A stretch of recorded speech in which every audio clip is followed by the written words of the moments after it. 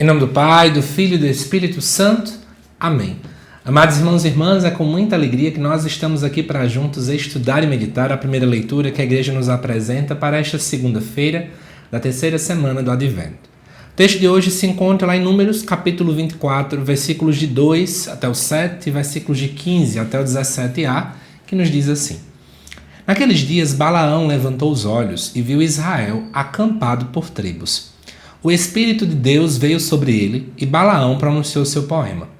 Oráculo de Balaão, filho de Beor, oráculo do homem que tem os olhos abertos, oráculo daquele que ouve as palavras de Deus, que vê o que o poderoso lhe faz ver, que cai e seus olhos se abrem. Como são belas as suas tendas, ó Jacó, e as tuas moradas, ó Israel. Elas se estendem como vales, como jardins ao longo de um rio, como aloés que o Senhor plantou, como cedro junto da água. A água transborda de seus cântaros, e sua semente é ricamente regada. Seu rei é mais poderoso do que Agag, seu reino está em ascensão. E Balaão continuou pronunciando o seu poema. Oráculo de Balaão, filho de Beor, oráculo do homem que tem os olhos abertos, oráculo daquele que ouve as palavras de Deus e conhece os pensamentos do Altíssimo, que vê o que o poderoso lhe faz ver, que cai e seus olhos se abrem. Eu vejo, mas não agora, e o contemplo, mas não de perto. Uma estrela sai de Jacó e um cetro se levanta de Israel. Amados irmãos e irmãs, a gente está dentro do livro do Êxodo, ou melhor, de Números, né? E o povo de Israel, dentro do livro de Números, ele está exatamente naquela caminhada no deserto, rumo então à Terra Prometida.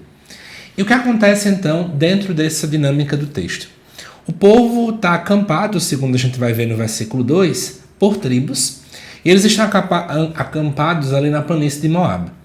E aí nós temos um rei, Balaque, que ele, com muito medo do povo de Israel, ele contrata Balaão, que é um adivinho estrangeiro, ou seja, não é alguém que é próprio ali dentro do povo de Israel, para ver se ela amaldiçoa o povo.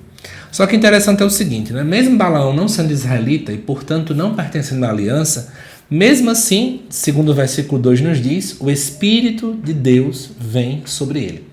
É Deus que não se limita muitas e muitas vezes a expectativas humanas, porque todo mundo pensaria, né? Deus só fala àqueles que são do povo de Israel, mas Deus consegue ultrapassar essas barreiras, porque para Deus, sua ação não tem limites. E aí é interessante que Balaão não fala então por interesse próprio, nem diante do que o rei Balaque tinha contratado ele, mas ele na verdade começa então a falar uma outra dinâmica diferentemente do que o rei tem falado. E é isso que acontece desde o versículo 5 até o versículo 7. O que é que ele começa a perceber?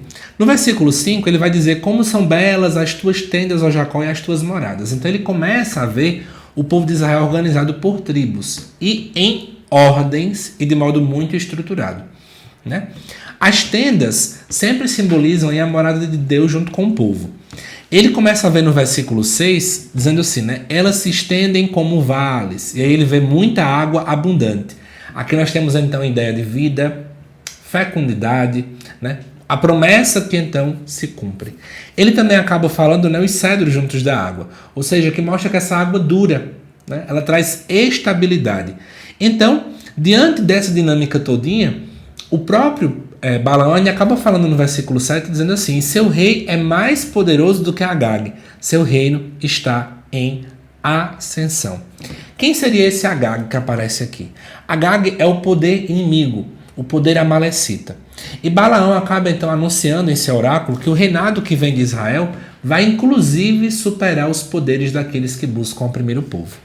Ou seja, enquanto o rei tinha contratado ele para ver se mostrava a denúncia e dizia que Israel ia acabar, ele faz completamente o contrário. Porque Deus não age segundo as expectativas humanas, eu repito. E aí, no versículo 17, nós vemos agora a profecia talvez mais decisiva e que mais se liga ao advento /Natal. Ele vai dizer assim, eu vejo, mas não agora, e contemplo, mas não de perto. Nós estamos vendo que a promessa que Balaão acaba enxergando não é uma promessa imediata, não é uma promessa completamente visível, não é, mas embora não sendo agora imediata, mas ela é absolutamente certa. Porque ele vê, mas não é agora. Ele contempla, mas não de perto. Mas o que é que ele contempla? Ele contempla uma estrela que sai de Jacó. A estrela, ela traz luz. A estrela, ela é capaz de guiar. Ela é um sinal. E ele diz aqui que essa estrela que sai de Jacó e esse cetro que se levanta de Israel mostra a dinâmica da autoridade real. E aqui nós estamos diante de uma das maiores profecias messiânicas do Antigo Testamento. Deus anuncia, então, que dentro do povo de Israel surgirá um rei futuro, que vai nascer dentro lá de Jacó, ou seja, dentro do povo de Israel, receberá a autoridade que vem do próprio Deus, supera reinados humanos, como falava no versículo 7, que é o reinado de Agag, e além disso, uma vez que é uma estrela, ele surge como luz em meio à grande escuridão que o povo está então vivenciando. Só que aí é o seguinte, ele não vai ser um rei imposto pela força do povo. Ele é esperado, uma vez que se vê, mas não agora. Ele é contemplado à distância, mas acima de tudo, ele é reconhecido pela fé. E o que é que isso aqui tem então a ver com a dinâmica do advento? Amados irmãos e irmãs, no advento nós estamos justamente nessa espera, tanto para o nascimento de Jesus, que vem no Natal, que nós vamos celebrar, como também para a sua segunda vinda. Mas a gente, embora já veja a ação de Deus no mundo, já vejamos a misericórdia de Deus atuando, mas em muitos momentos parece que ela não atua exatamente agora, porque ainda existe maldade, ainda existe criminalidade, ainda existe pecado. Então é aquilo que a gente chama na teologia de já e ainda não, que eu já estou repetindo essa frase em vários vídeos aqui do canal, dentro desse tempo do advento. Mas o que é mais interessante é a gente perceber que mesmo em meio à escuridão do povo, o povo que estava no deserto, o deserto também é um local de tentação, Deus promete que uma estrela virá. Deus não abandona o povo. Deus não esquece do povo. E a gente sabe que o advento também, ele é esse tempo, propício para prepararmos para o Natal do Senhor. E lá no Natal, é importante a gente lembrar que também um outro sinal celeste aparece, que também é uma estrela, que guia os reis magos. Esse relato está lá em Mateus capítulo 2. É como se de algum modo estivéssemos vendo aqui estreita ligação entre o Antigo Testamento, que fala daquela estrela de Balaão, e também o relato dos magos do Oriente. Ou seja, de fato, aquilo que foi prometido no Antigo Testamento acaba sendo confirmado dentro do Natal do Senhor. E o que eu quero finalizar deste vídeo para dizer para vocês é o seguinte: nos nossos desertos, nas nossas esperas, quantos e quantos tempos de espera nós também temos, de esperar em Deus, esperar o cumprimento da sua promessa, esperar a atuação do grande amor de Deus, a maior beleza é que Deus sempre acende uma estrela.